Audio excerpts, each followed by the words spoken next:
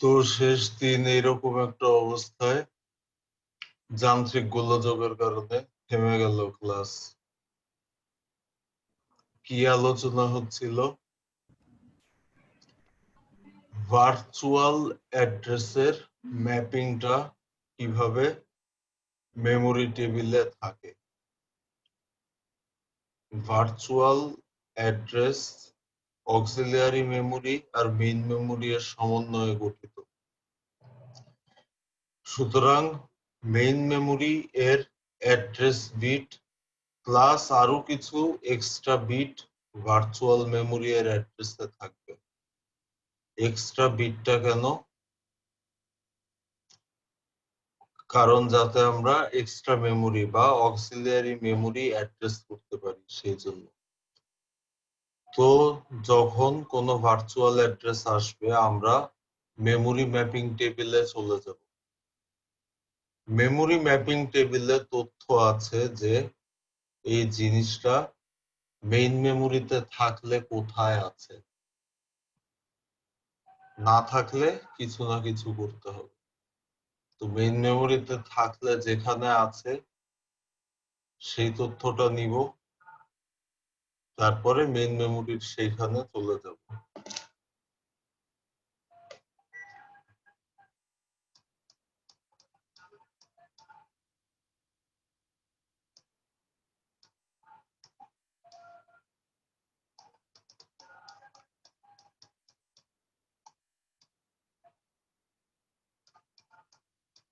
আচ্ছা, এর পরের বিষয় আমরা যেটা দেখব সেটা হচ্ছে পেজেস। সাধারণত পেজেস বলতে আমরা বুঝি কি? পেজ মানে পৃষ্ঠা বা পাতা। তো এইখানে পেজেস বলতে বিষয়টা কিঞ্চিত ভিন্ন। একটা পৃষ্ঠা বা পাতা যদি হয় একটা ওয়ার্ড সাইজ বা একটা সেলে থাকা ডেটার সমান, তাহলে পেজেস বা পেজ হচ্ছে কয়েকটা সেল মিলে তৈরি হওয়া কালেকশন। মানে কয়েকটা সেলে যে ওয়ার্ড আছে বা যে ডেটা আছে পাশাপাশি কয়েকটা সেলে, কনজিকিউটিভ সেলে, সেই সেলগুলোকে আমরা একসাথে পেজেস বলছি। একটা পেজ মানে পাশাপাশি বেশ কয়েকটা সেল। কেন এরকম করা হচ্ছে বিষয়টা? কেন আমি পাশাপাশি কয়েকটা ডেটা একবারে কনসিডার করতে চাচ্ছি?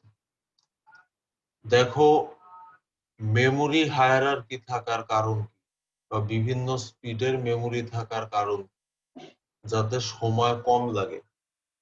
সময় কিভাবে কম লাগবে? স্লো মেমোরি থেকে নিয়ে এসে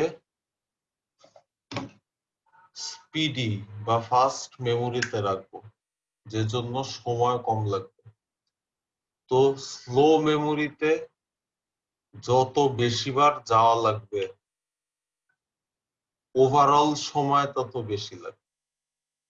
যত কমবার যাওয়া লাগবে সময় তত কম লাগবে। চিন্তা করো যে কথার কথা 100টা ওয়ার্ড বা 100টা সেলের ডেটা হার্ড ডিস্ক থেকে মেইন মেমোরি বা র্যামে আনতে হবে। যদি একবারেই সবগুলা ডেটা কপি করে ফেলে সেই ক্ষেত্রে সিপিইউ এর মাত্র একটা ইনস্ট্রাকশন ইস্যু করতে হবে যে ওকে ট্রান্সফার করো। এরপরে ডিএমএ বা আইওপি কোনো না কোনো মেকানিজমের মাধ্যমে হার্ড ডিস্ক থেকে র্যামে জিনিসটা ট্রান্সফার হয়ে যাবে।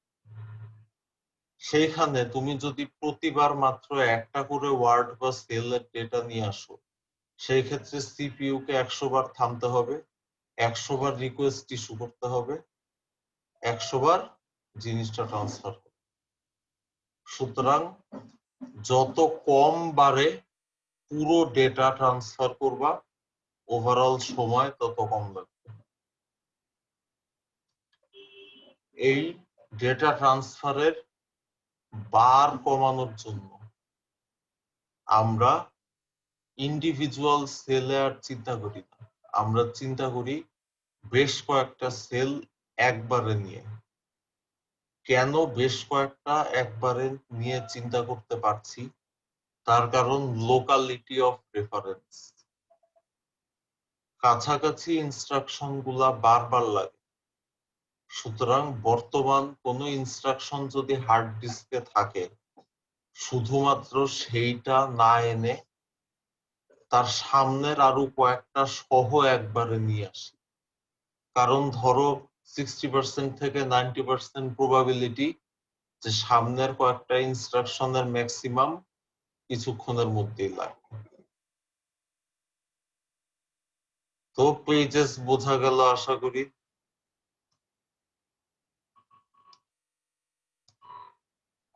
আচ্ছা, আরেকটা জিনিস হচ্ছে ব্লকস। দেখো পেজেস একটা, স্যার পেজেসটা ক্লিয়ার হতে পারলাম না স্যার। এই যে ভার্চুয়াল অ্যাড্রেস বা ভার্চুয়াল মেমোরি, এটার ক্ষুদ্রতম একক কি? ওয়ার্ড সাইজ বা সেল সাইজ, যেখানে একটা ক্যারেক্টার রাখা যায় বা এরকম। তো কোন একটা মেমোরি সিস্টেমের ডেটা স্টোরেজের যে ক্ষুদ্রতম একক, সেই রকম বেশ কয়েকটা ডেটা ইউনিট মিলে তৈরি হয় একটা পেজ। একটা ওয়ার্ডে বা একটা সেলে একবারে একটা ইনস্ট্রাকশন থাকতে পারে। ধরো প্রোগ্রাম কোডের নতুন একটা ইনস্ট্রাকশন দরকার, সেই ইনস্ট্রাকশনটা ফিজিক্যাল মেমোরিতে নাই, আছে হার্ড ডিস্কে। তো বারবার হার্ড ডিস্কে যাওয়ার সময় সাপেক্ষ। হার্ড ডিস্কে যদি কম সংখ্যক বার যাওয়া লাগে, সময় কম লাগবে ওভারঅল। আমি যখন নতুন ইনস্ট্রাকশনটা আনার জন্য যাচ্ছি হার্ড ডিস্কে, তার মানে আমি একটা ওয়ার্ড বা একটা সেল ট্রান্সফার করার জন্য যাচ্ছি। আমরা লোকালিটি অফ রেফারেন্সের কথা জানি, যে কাছাকাছি ইনস্ট্রাকশন বারবার লাগে। যখন আমি নতুন ইনস্ট্রাকশনটা আনতে যাচ্ছি, তখন একটা ওয়ার্ড ট্রান্সফার না করে আমরা একবারে 4টা ওয়ার্ড ট্রান্সফার করি বা 10টা ওয়ার্ড ট্রান্সফার করি। সামনে যে ইনস্ট্রাকশন গুলো আছে সেইগুলাও আগে থেকেই নিয়ে এসে রেখে দিই, কারণ জানি সামনের ইনস্ট্রাকশন গুলাও লাগতে পারে লোকালিটি অফ রেফারেন্স প্রপার্টিজ এর কারণে। তো একবারে প্রয়োজন একটা না এনে 4টা বা 8টা নিয়ে আসলাম, একটা গ্রুপ নিয়ে আসলাম। ডেটা ট্রান্সফার আমি করছি একটা গ্রুপে, যাতে স্লো মেমোরি থেকে স্পিডি মেমোরিতে ওভারঅল ডিফারেন্ট অ্যাক্সেস কম লাগে। এই যে ডেটাকে আমি এখন একটা গ্রুপে কনসিডার করছি, এই গ্রুপটাকে বলা হচ্ছে পেজ। পেজ হিসাবে কনসিডার করার কারণে স্লো মেমোরিতে কম যেতে হয়।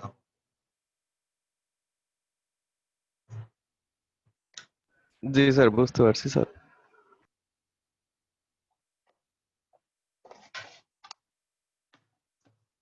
আরেকটা কনসেপ্ট হচ্ছে ব্লক। এই যে ডেটার ক্ষুদ্রতম একক, এটা র্যামে একটা ফিজিক্যাল সেল। তো বেশ কয়েকটা ক্ষুদ্রতম ইউনিট মিলে একটা পেজ, তাহলে বেশ কয়েকটা সেল লাগবে একটা পেজ স্টোর করার জন্য। এই সবগুলা সেলকে একবারে বলা হয় ব্লক। ব্লক বলতে তাহলে পেজ সাইজের কনজিকিউটিভ র্যাম সেলস কে বোঝায়।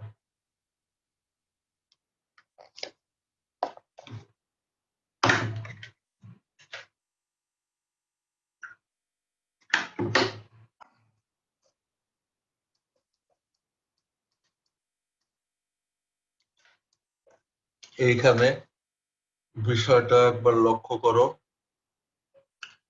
অ্যাড্রেস স্পেস বা ভার্চুয়াল মেমোরি মানে এখানে র্যাম হার্ড ডিস্ক দুইটারই জায়গা আছে, নাম্বার অফ পেজেস বেশি।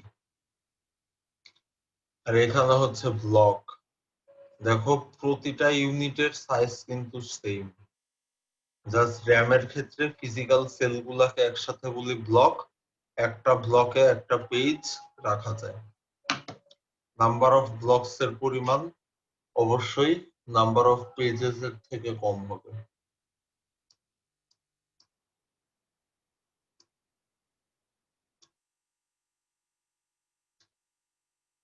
এখন দেখো মেমোরি টেবিলটা একটা পেজ সিস্টেমে কিরকম হবে। মেমোরি টেবিলে কি থাকে আমরা জানি, কোনো ভার্চুয়াল অ্যাড্রেসের ডেটা র্যামে থাকলে কোথায় আছে সেই সম্পর্কিত তথ্য থাকে। তো এইখানে দেখতে পাচ্ছ ভার্চুয়াল অ্যাড্রেস গুলাকে কতগুলা পেজে বিভক্ত করা হয়েছে, 8টা পেজ আছে টোটাল। এর ভেতরে র্যামে 4টা পেজ রাখা যায় একবারে, 4টা ব্লকের জায়গা রয়েছে র্যামে। তো দেখো মেমোরি পেজ টেবিলে 4টা সেল ফাঁকা, 4টা সেলে ভ্যালু আছে। ভ্যালু সহ 4টা সেল হচ্ছে কোন 4টা মেমোরি ব্লক তাদের অ্যাড্রেস। যদি কোনো পেজ মেমোরিতে বা র্যামে থাকে তাহলে আমরা প্রেজেন্স বিট 1 করে দিই, পেজটা না থাকলে প্রেজেন্স বিট 0 থাকে।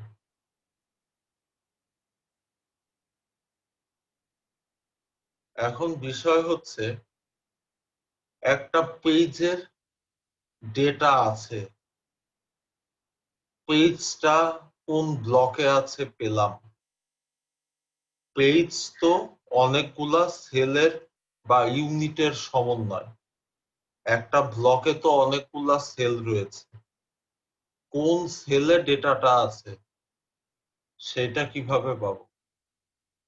সেটা পাবো এই যে লাইন নাম্বার জিনিসটার মাধ্যমে।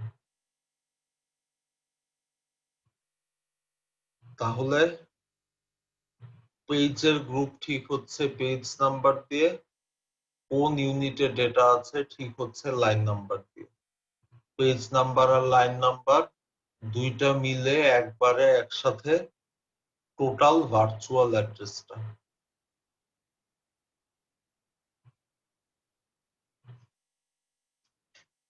বোঝা গেল? জি স্যার। স্যার সিলেবাস কি শেষ হয় না? আর্তনাদ করলে হবে? স্যার অনেক টপিকস হয়ে গেছে স্যার। এটা তো ভালো, তুমি দোকানে কোনো কিছু কিনতে যাচ্ছ, তোমাকে যে পরিমাণ টাকা দিলা জিনিস খালি দিয়ে যাচ্ছে, খুশি হবা না তুমি? তুমি শিক্ষা কিনতে বা তোমার জন্য গ্রহণ করতে আসছো তোমার পার্সোনাল ডেভেলপমেন্টের। যত বেশি টপিক তোমাকে পড়ানো হবে তত বেশি আত্মোন্নতি হবে তোমার, তত বেশি ক্ষুরধার হবে তোমার চিন্তা শক্তি। এটা খুশির বিষয় না? তুমি কান্না করতেছো, স্যার অনেক টপিক হয়ে যাচ্ছে। আর এত টপিক পড়ে যদি শেষমেশ কিছু মনেই না থাকলো, ভালো করে শিখতেই না পারলাম, তাহলে কি স্যার লাভ হবে? তাহলে সময় দিতে হবে, এতগুলা জিনিস দেওয়া হয়েছে তোমাকে, প্রতিটা জিনিসকেই বেশি করে সময় দিতে হবে ওভারঅল। স্যার তাহলে আমরা আরেকটু লং সময় নিয়ে পড়ি, এখন কিছু বললাম আবার পরের সেমিস্টারে আবার পড়বো স্যার। সেইটাই, যে কাজ এখন হয় না সেই কাজ সামনে হবে। তো বিষয়টা হচ্ছে পেজের কাহিনীটা আমরা বুঝলাম কেন গ্রুপ হিসাবে কনসিডার করি। পেজ যে মেমোরিতে আছে বা র্যামে আছে, র্যামের জায়গা তো লিমিটেড, পেজের সংখ্যা বেশি, ব্লকের সংখ্যা কম। তার মানে র্যাম ফুল হয়ে গেলে নতুন কোনো পেজ আনতে চাইলে র্যামের একটা ব্লক ফাঁকা করতে হবে।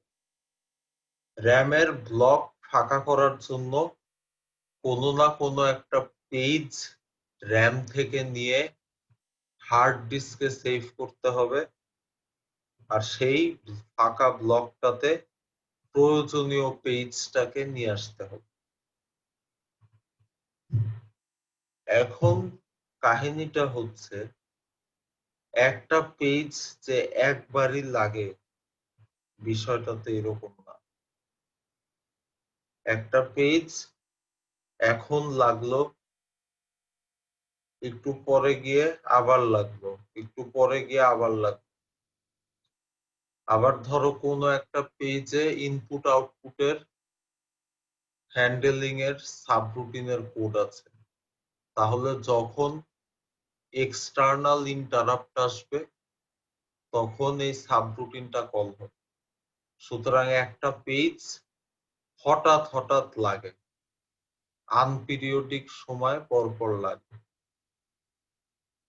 তো এই যে আমি র্যাম থেকে একটা ব্লক ফাঁকা করার জন্য পেজ নিয়ে হার্ড ডিস্কে রাখছি, এই পেজটা ভবিষ্যতে আমার আবার লাগতে পারে। ওভারঅল লক্ষ্যটা আমার কি? হার্ড ডিস্কে যাতে কম বার যেতে হয় সেইটা। যে পেজ ভবিষ্যতে আমার আবার লাগবে সেইটাকে রেখে, যদি যেটা একেবারেই লাগবে না বা লাগবার সম্ভাবনা খুব কম, সেইটাকে হার্ড ডিস্কে সেভ করে রাখতে পারতাম, তাহলে লাভবান বেশি। তো বেশ কিছু ফ্যাক্টর তাহলে আছে, কোন পেজটাকে হার্ড ডিস্কে সেভ করে রাখবো সেটা বিবেচনা করার জন্য। তো যখন একটা ডেটা অ্যাক্সেসের প্রয়োজন, খুঁজে দেখি পেজটা মেমোরিতে নাই, সেই সিচুয়েশনকে বলা হয় পেজ ফল্ট। পেজ ফল্ট অকার করলে আগে হার্ড ডিস্ক থেকে পেজটা নিয়ে আসা হয় র্যামে, এরপরে এই মেমোরি অপারেশনটা আবার করা হয়, তখন র্যামে জিনিসটাকে পাওয়া যায়। তাহলে পেজ ফল্ট অকার হলে কিছু ক্রাইটেরিয়া বিবেচনা করে আমরা পেজ রিপ্লেসমেন্টটা করি।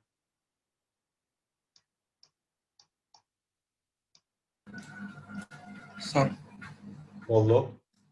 স্যার পেজ ফাইলে স্যার হচ্ছে, এখন তো আমরা তো স্যার বাই ডিফল্ট আমাদের সেট করা লাগে না স্যার, এখন তো উইন্ডোজের সিস্টেমে স্যার মানে যখন র্যাম ওভারলোড হয় তখন তো স্যার পেজ ফাইল ক্রিয়েট করে, আবার যখন স্যার পিসি রিস্টার্ট হয় স্যার ওটা ছেড়ে দেয় স্যার। কেন স্যার এটা কেন করে? মানে ওই স্পেসটা খালি হয়ে যায়।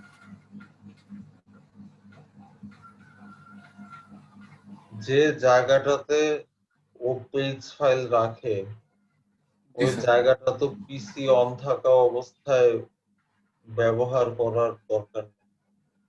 আবার দেখবা হাইবারনেট অপশন আছে। জি স্যার, হাইবারনেট ফাইল থাকে, পেজ ফাইল থাকে, তারপর স্যার কিছু কিছু ফাইল থাকে স্যার, হিডেন করা থাকে এগুলো। এটা অপারেটিং সিস্টেমের পলিসির উপরে ডিপেন্ড করে যে এই জাতীয় ফাইলগুলো সে অন অবস্থাতেও রাখবে নাকি ডিলিট করে দিবে, মেমোরি ফাঁকা করবে, শুধুমাত্র প্রয়োজনে তৈরি করে রাখবে। স্যার একটা মানে টেম্পোরারি থাকে না স্যার, কিন্তু স্যার একটা থাকে স্যার মেইনলি 2 গিগাবাইট মতো জায়গা স্যার প্রথম থেকেই মানে উইন্ডোজ ইনস্টলেশনের পর থেকেই রিজার্ভ করে রাখে, কিন্তু স্যার যখন র্যাম ওভারলোড হয় তখন ওই জায়গাটা কোনো বার স্যার দেখা যায় স্যার বেশি লোড পড়ে যখন গেম টেমের, তখন স্যার 11 জিবি 12 জিবি হয়ে যায় স্যার, আবার দেখা যাচ্ছে পিসি রিস্টার্ট দিলে ওটা স্যার মানে রিলিজ করে দেয়। বেশ কিছু টেম্পোরারি স্টোরেজের দরকার হয় না কম্পিউটার রান করার সময়, সেই টেম্পোরারি স্টোরেজের জায়গাগুলো তো প্রতিবার যখন পিসি রিস্টার্ট হয় তখন ফাঁকা করে দিলেই হয়, কারণ টেম্পোরারি স্পেসের কোনো জিনিস পরে আর প্রয়োজন হবে না, প্রয়োজন হলে আবার লোড করে নেওয়া যাবে। এই জাতীয় অ্যাপ্রোচের কারণে হতে পারে। জি স্যার।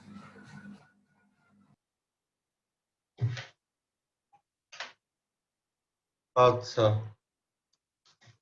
তো আমাদের সিলেবাসের শেষ আলোচ্য বিষয় হচ্ছে কাকে রিপ্লেস করব সেটা কিভাবে ঠিক করব।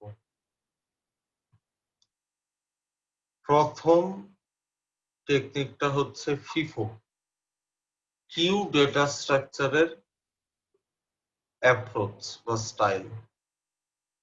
যে সবার আগে এসেছে সে সবার আগে ত্যাগ করবে। যে সবার আগে র্যামে এসে বসলো, র্যাম ফুল হয়ে গেলে সে সবার আগে র্যাম ছেড়ে আবার হার্ড ডিস্কে চলে যাবে। কিভাবে ইমপ্লিমেন্ট করা হয়? খুবই সহজ। প্রতিটা পেজের আইডেন্টিফিকেশন নাম্বার থাকে, সেটা একটা কিউতে পুশ করে রাখা হয়। যখন ব্লক শেষ হয়ে যায়, মানে র্যাম ফুল হয়, তখন কিউটাকে ফুল হিসাবে ধরা হয়। কাউকে রিপ্লেস করার দরকার হলে কিউ এর প্রথম এলিমেন্ট বা ডেটাটাকে বের করে ফেলা হয়, সেই ভ্যালুর পেজটাকে আবার হার্ড ডিস্কে নিয়ে যাওয়া হয়। তাহলে অসুবিধাটা কি হলো এই অ্যাপ্রোচের? চিন্তা করে দেখো যে সবার আগে এসেছিল তাকে আমরা নিয়ে যাচ্ছি। সবার আগে আসার সাথে কিন্তু কার প্রয়োজন কম কার প্রয়োজন বেশি এটার সরাসরি সম্পর্ক নাই। সুতরাং প্রয়োজনীয় পেজও সবার আগে আসতে পারে, যাকে বারবার লাগছে। তাকে যদি পাঠিয়ে দাও হার্ড ডিস্কে, একটু পরেই তাকে আবার লাগবে, আবার হার্ড ডিস্ক অ্যাক্সেস করতে হবে। এই অসুবিধাটা রিকভার করার জন্য বা দূর করার জন্য নিয়ে আসা হলো লিস্ট রিসেন্টলি ইউজড অ্যাপ্রোচটা। চিন্তা করে দেখো, যে সবার আগে এসেছে আসলো, তাকে বারবার দরকার হচ্ছে, তার মানে সে রিসেন্টলি ইউজড। যাকে বারবার দরকার হচ্ছে না সে হচ্ছে লিস্ট রিসেন্টলি ইউজড। তার মানে যে সবচেয়ে আগে অ্যাক্সেসড হয়েছে,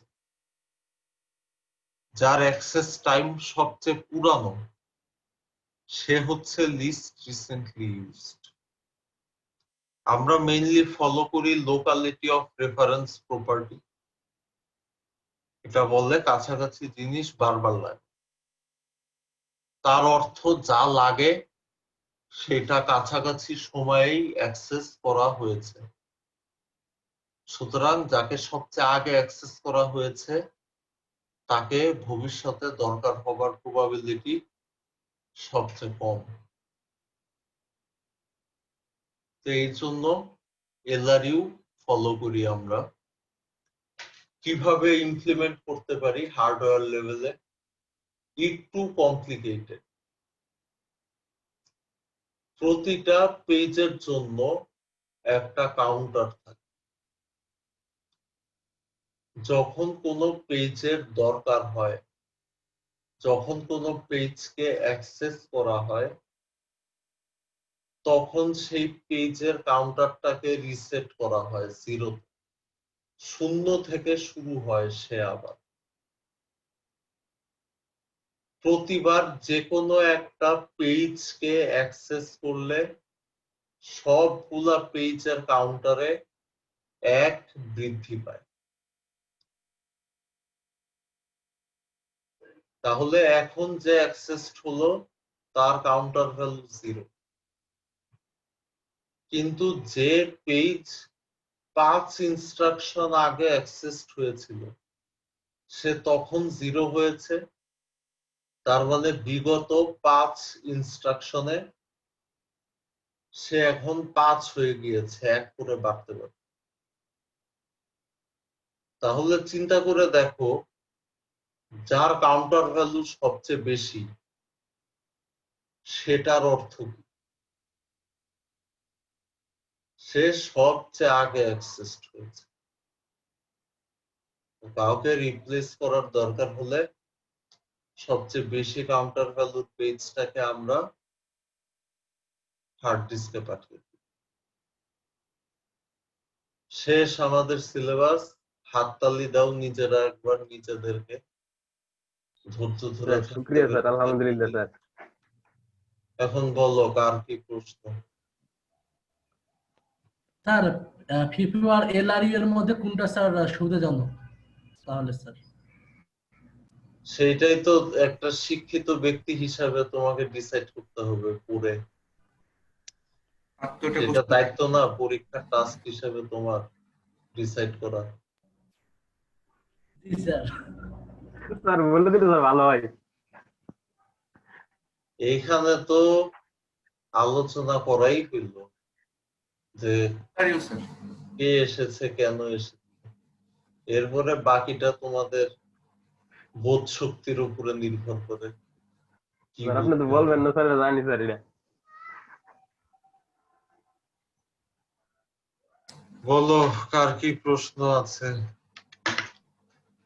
স্যার এমনিতে স্যার আমি স্যার ওই যে অন্য একটা ব্যাপারে স্যার মানে জানতে চাইছিলাম বলি। বলো। স্যার আমাদের স্যার ওই যে উইন্ডোজের স্যার আমরা যখন মানে কোন অপারেটিং সিস্টেম আমাদের সিস্টেমে ডেলিভার করি স্যার, তখন স্যার আমরা দুইটা অপশন পাই। একটা হচ্ছে মাস্টার বুট রেকর্ড আর একটা হচ্ছে গাইডেড রেকর্ড। স্যার এই দুইটার স্যার আরেকটা কি? যে গাইডেড জিপিটি পাই স্যার, এমবিআর পাই। এই দুইটা স্যার আসলে পার্টিশন স্কিমের জন্য স্যার দেখলাম যে দরকার হয়, কিন্তু স্যার পার্টিশন স্কিম আমাদের কেন দরকার? সব বিষয় সব জায়গায় সমানভাবে হ্যান্ডেল করা হয় না। যে বিষয়টার জন্য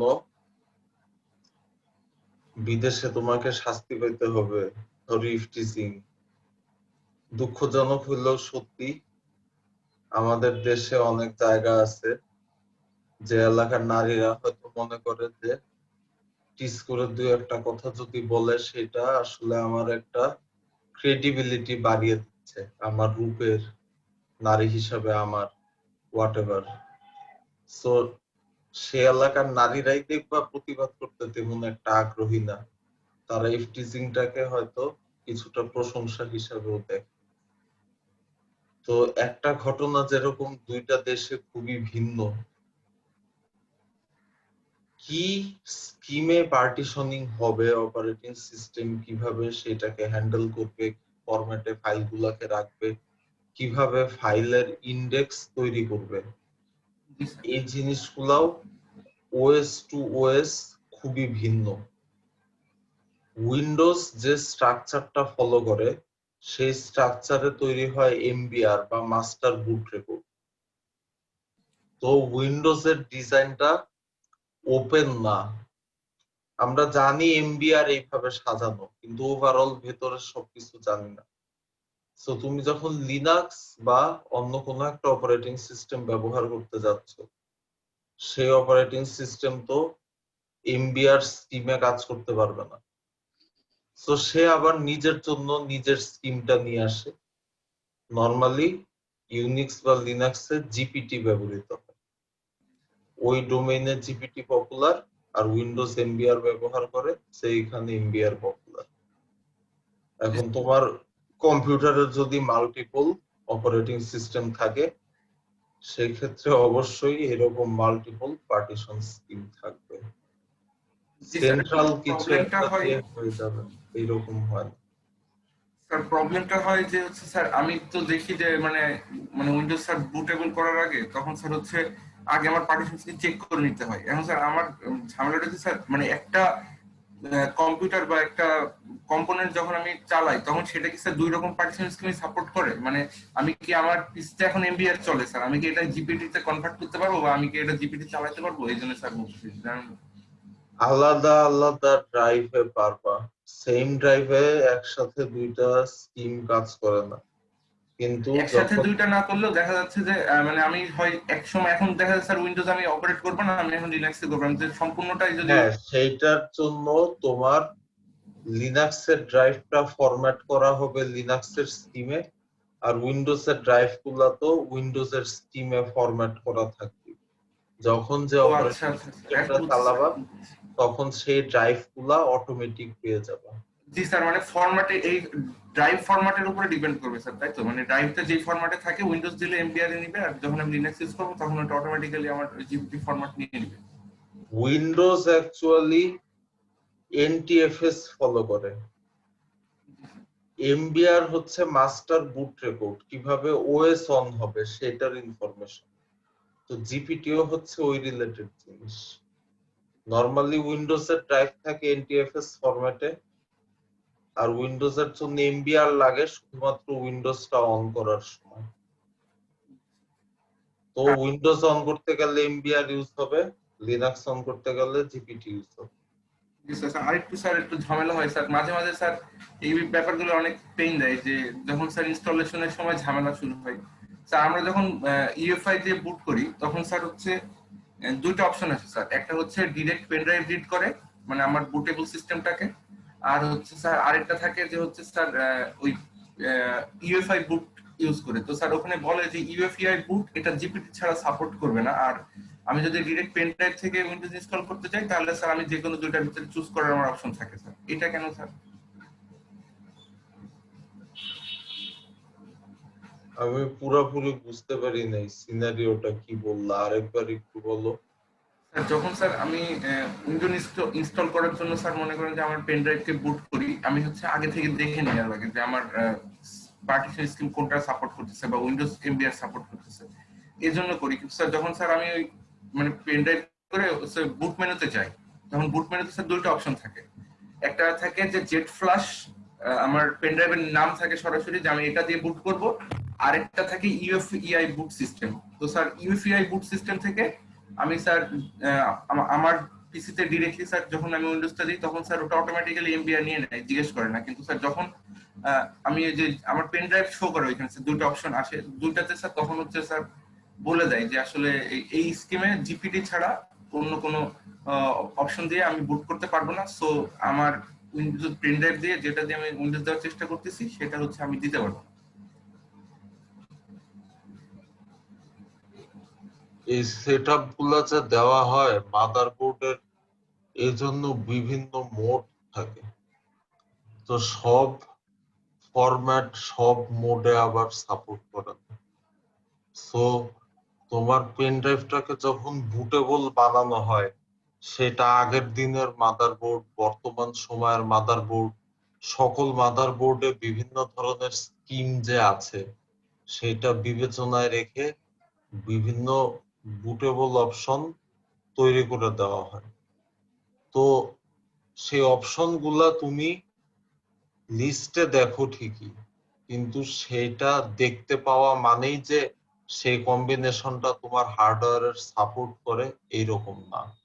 যে জন্য তুমি যখন রান করতে যাও সবগুলা রান করে না, কোনো কোনো ক্ষেত্রে এরকম মেসেজ দেয় যে এটা ছাড়া এটা হবে না।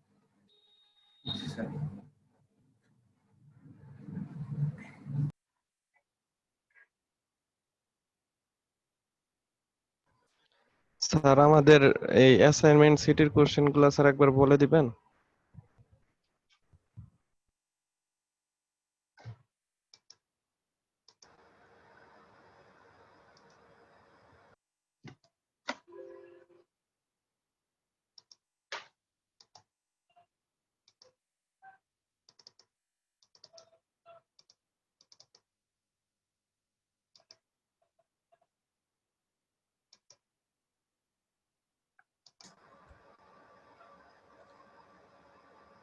দেখতে পাচ্ছ সবাই?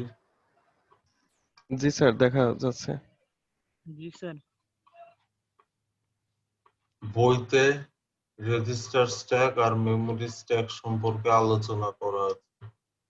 সে আলোচনা দুইটা রিডিং দিলেই চোখের সামনে ফুটে উঠবে যে তাদের ডিজাইনের ডিফারেন্সটা কোথায়, সেটা মেজর ডিফারেন্সটা আলোচনা করব। এরপরে সাবরুটিন কল সম্পর্কে সবাই জানো, অনেকবার আলোচনা করা হয়েছে। কি কি হয় সাবরুটিন কলে তাও জানো। তো যে কাজগুলা হয় তার ভিতরে কোনো একটা ধাপ করার জন্য রিটার্ন স্টেটমেন্ট ব্যবহার করা হয়, সেই বিষয়টা নিয়ে আলোচনা করব। ধাপটা কি, রিটার্ন স্টেটমেন্ট কিভাবে সেটা করে। ইন্টারাপ্ট আলোচনায় বহুবার এসেছে। পার্থক্য আছে, অনেক সিমিলারিটি আছে সাবরুটিন কলিং আর ইন্টারাপ্টের ভিতরে, আবার মেজর ডিফারেন্স আছে। সেই বিষয়টা ডিফারেন্সিয়েট করতে হবে। এটাও বই পড়লেই ফুটে ওঠার কথা চোখের সামনে খুব সহজে। আচ্ছা স্যার, এখানে কি হ্যান্ডেলিং যে হ্যান্ডেলিং প্রোগ্রাম ইন্টারাপ্ট বলতে কি ইন্টারাপ্ট কলিং থেকে বুঝাইছে? হ্যাঁ, ওকে স্যার। আচ্ছা 1 মিনিট অপেক্ষা করো।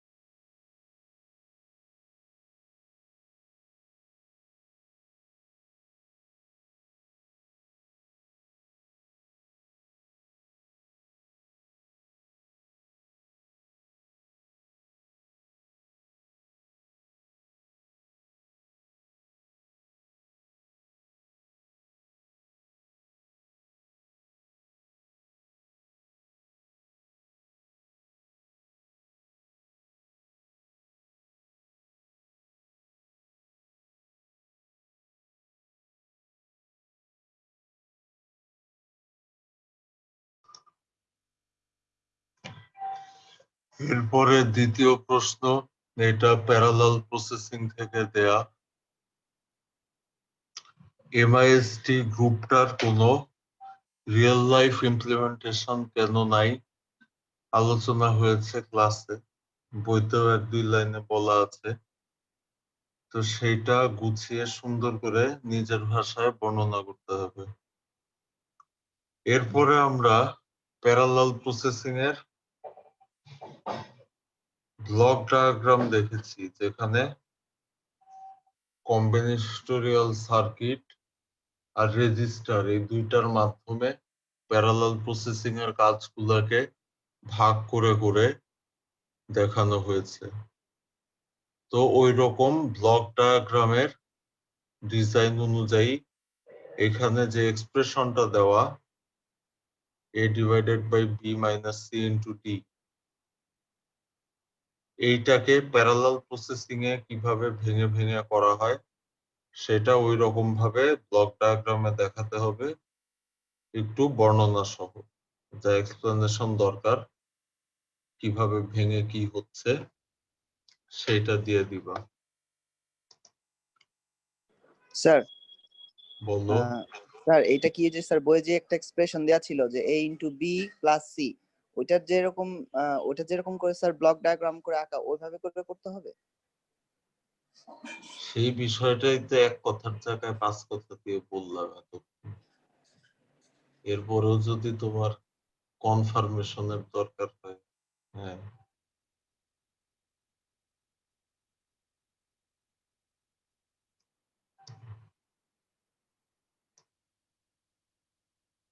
পেরিফেরাল ডিভাইস সম্পর্কে পড়ার সময় আমরা দেখেছি যে র্যাম থেকে পেরিফেরাল ডিভাইসে কিভাবে ডেটা যাওয়া আসা করে সেটা 3 ভাবে হ্যান্ডেল করা।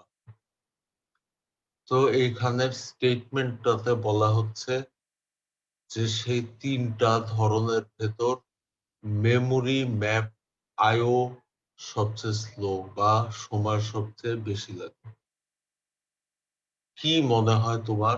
তুমি এটার সাথে এগ্রি করো নাকি ডিসএগ্রি করো? সেই বিষয়টা জানাতে হবে। তোমার এগ্রি বা ডিসএগ্রি করার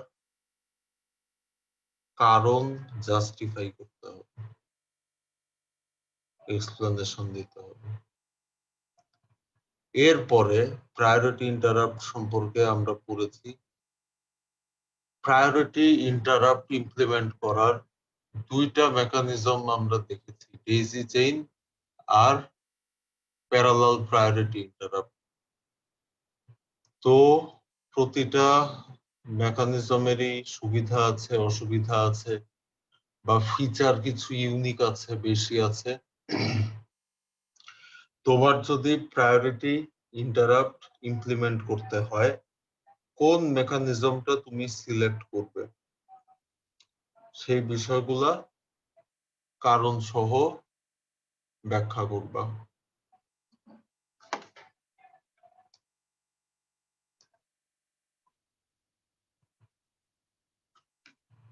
এই জিনিসগুলা তো গত ক্লাসেই দেখলাম।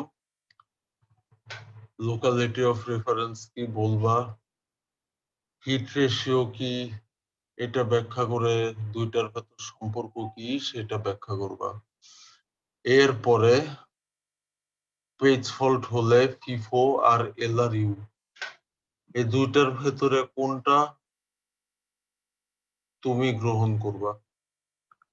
যদি তোমার লক্ষ্য থাকে বেটার পারফরমেন্সের সিস্টেম বানানো, তাহলে দুইটার ভেতর কোনটা, কারণ সহ ব্যাখ্যা করবা। তো ফাইনালের অ্যাসাইনমেন্ট নিয়ে কারো কোনো প্রশ্ন?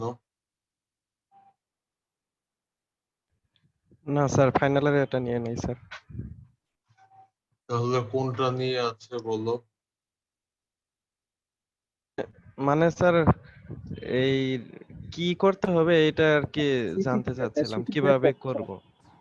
স্যার সিটিআর অ্যাসাইনমেন্টও স্যার একটু বলে দেন।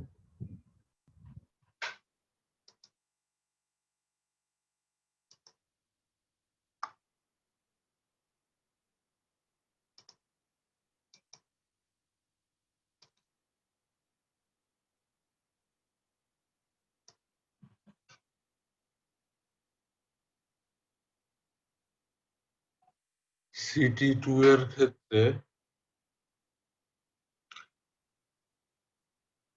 প্রথম প্রশ্নে বলা হচ্ছে যে নিজের মতো বুঝিয়ে লেখাটা খুবই গুরুত্বপূর্ণ। তো নিজের মতো বুঝিয়ে কি কি লিখবা? স্ট্যাক ডেটা স্ট্রাকচারটা বারবার ব্যবহৃত হয়, কম্পিউটার আর্কিটেকচারেও বারবার ব্যবহৃত হতে দেখছি। কি কি সিনারিওতে ব্যবহৃত হয় সেই সম্পর্কে লিখবা। এরপরে সেই সিনারিও গুলাতে কি পারপাস সার্ভ করে স্ট্যাক ডেটা স্ট্রাকচার সেই বিষয়ে লিখবা। যেরকম আগে আসলে আগে বের হবে এই পারপাস সার্ভ করে কিউ ডেটা স্ট্রাকচার, এরকম স্ট্যাকও একটা কমন পারপাস সার্ভ করতে সকল সিনারিওতে, সেই বিষয়ে লিখতে হবে। এর পরের প্রশ্ন আলোচনা হয়েছে, বইতেও দেওয়া আছে সুন্দর করে, অ্যারিথমেটিক এক্সপ্রেশন কেন আমরা পোস্টফিক্স ফর্মে প্রেফার করি এভালুয়েট করার জন্য, সেই বিষয়ে আলোচনা করব। এরপরে কোশ্চেন 2 তে একটা এক্সপ্রেশন দেওয়া আছে, প্রত্যেকের জন্য এক্সপ্রেশনটা আলাদা আলাদা হবে। নিজের রোল নাম্বারের শেষের 4টা ডিজিট এই এক্সপ্রেশনে বসাবো। প্রথম ডিজিট প্লাস সেকেন্ড ব্র্যাকেটের ভেতর দ্বিতীয় আর তৃতীয় ডিজিটের বিয়োগ মাল্টিপ্লাইড বাই চতুর্থ ডিজিট।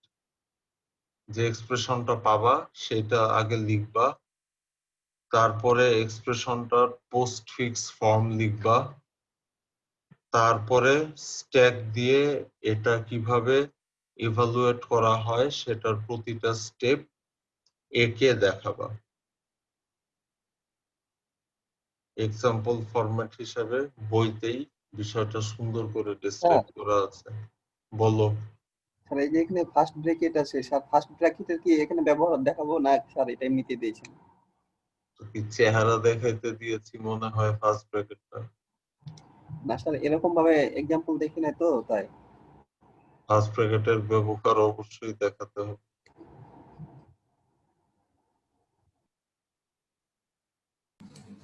স্যার সেকেন্ড কোশ্চেনের ফার্স্ট যে কোশ্চেনটা স্যার ওইটাতে শুধু স্যার এক্সপ্রেশনটা লিখলেই হবে তাই তো স্যার? মানে আমার নিজের 4টা আইডি দিয়ে লাস্টের 4টা ডিজিট দিয়ে কোন এক্সপ্রেশনটা আছে শুধু এটা দেখালেই হবে। তোমার নিজের জন্য যে এক্সপ্রেশনটা তৈরি হয় নিজের রোল নাম্বারের 4 ডিজিট দিয়ে, শুধুমাত্র সেইটা লিখলেই হবে। Okay sir.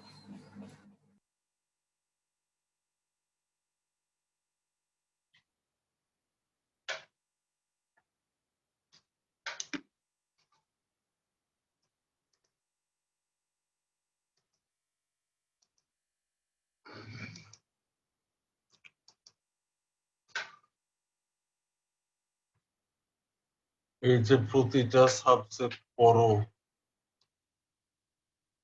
প্রতিটা সাবজেক্টে ঘুরে ফিরে কিছু কনসেপ্ট বারবার আসে। যেরকম তোমরা কি ডেটা কমিউনিকেশন সাবজেক্টটা পড়ে ফেলেছো স্যার পড়তেছি এটার সাথে। জি স্যার এই পড়তেছি। সেমিস্টারে?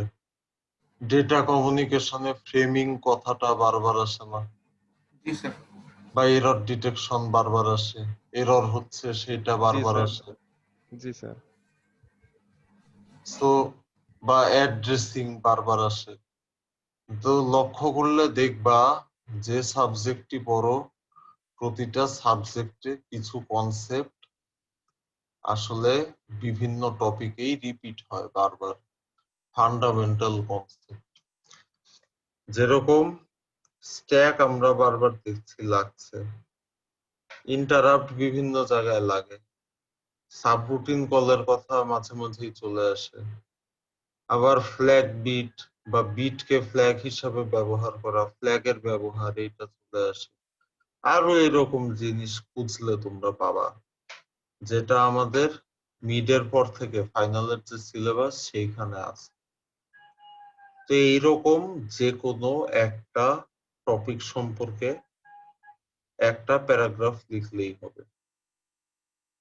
প্যারাগ্রাফের শুরুতে টপিকটা ডিসক্রাইব করতে হবে, এরপরে ব্যাখ্যা করতে হবে কিভাবে এই টপিকটা তোমার কম্পিউটার সায়েন্সের জ্ঞানের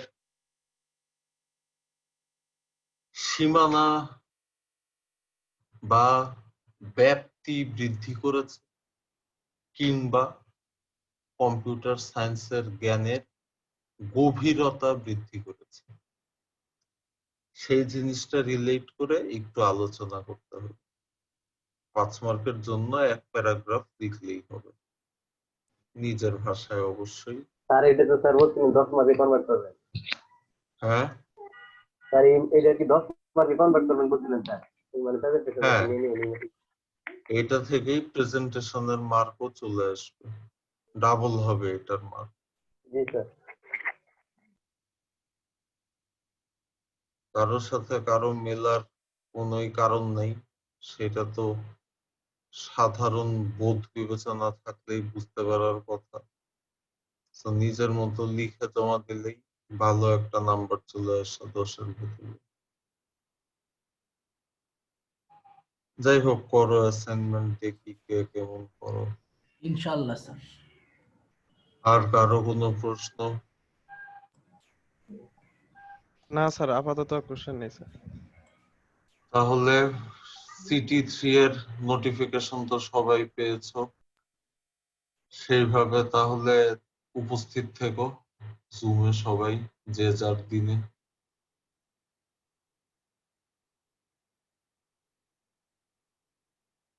তো শেষ করে দেই ক্লাস তাহলে। ভালো থাকো সবাই। স্যার আসসালামু আলাইকুম স্যার। ওয়ালাইকুম ভালো আসসালাম। থাকেন।